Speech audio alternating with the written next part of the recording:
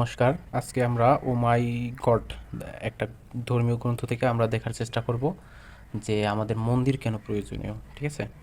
আচ্ছা, আসেন আমরা দেখি। এখানে একটা কোশ্চেন, এই ধর্মীয় গ্রন্থটা মূলত কোশ্চেন আকারে আমাদের এই মন্দির কেন প্রয়োজন এটা দেওয়া আছে। ঠিক আছে? তো আমরা দেখতে পারি যে আমাদের বড় মন্দিরের প্রয়োজন কেন। মন্দির শুধু ধর্মীয় উপাসনার জায়গা নয়, সমাজের এই প্রতিষ্ঠানটি আরও অনেক মূল্যবান সেবা দিয়ে থাকে। এই সেবাগুলো একত্রে টেম্পেল বা মন্দির বলা হয়। টেম্পেলের যদি আমরা পুনরূপ দেখি, প্রশান্তি, এডুকেশন, শিক্ষা, আরোগ্য বিধান, শুদ্ধতা, লভ, এঙ্গেজমেন্ট, সেবায় নিযুক্তকরণ।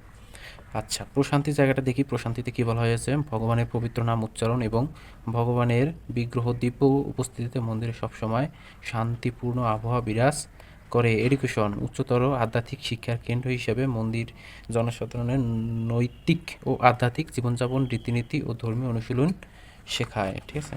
তারপর আমরা দেখতে পারি যে আমাদের কি বলা হয়েছে, মেডিকেশনে কি বলা হয়েছে। মেডিকেশনে বলা হয়েছে আরোগ্য বিধান, মন্দিরের মনের নিরাময় কেন্দ্র হিসাবে কাজ করে। এখানে একটা গুরুত্বপূর্ণ লাইন বলা হয়েছে। কি বলা হয়েছে? দেহের রোগ নিরাময় করার জন্য আমাদের বড় বড় হাসপাতাল নির্মাণ করতে পারি, মনের রোগ নিরাময়ের জন্য, সমাজের কুলুষতা দূর করার জন্য কেন মন্দির নির্মাণ করি না। পিউরিফিকেশন, সিদ্ধতা, মন্দিরে নিয়মিত ভগবান দর্শনে মানুষের হৃদয় পবিত্র হয়ে ওঠে। লাভ, প্রেম, মন্দিরে আমাদের আভাস যায় যে ভগবানের রাজ্যে আমরা সকলেই একসুত হয়। বাধা, এঙ্গেজমেন্ট, সেবায় নিযুক্তকরণ, জাতীয় সংস্কৃতি ও বুদ্ধিমত্তা ও শক্তিকে উপযোগী করার মাধ্যমে সন্তোষজনক কর্মে নিযুক্ত করে। নমস্কার। আমরা পরের ভিডিওতে পরের একটা বিষয় জানার চেষ্টা করব।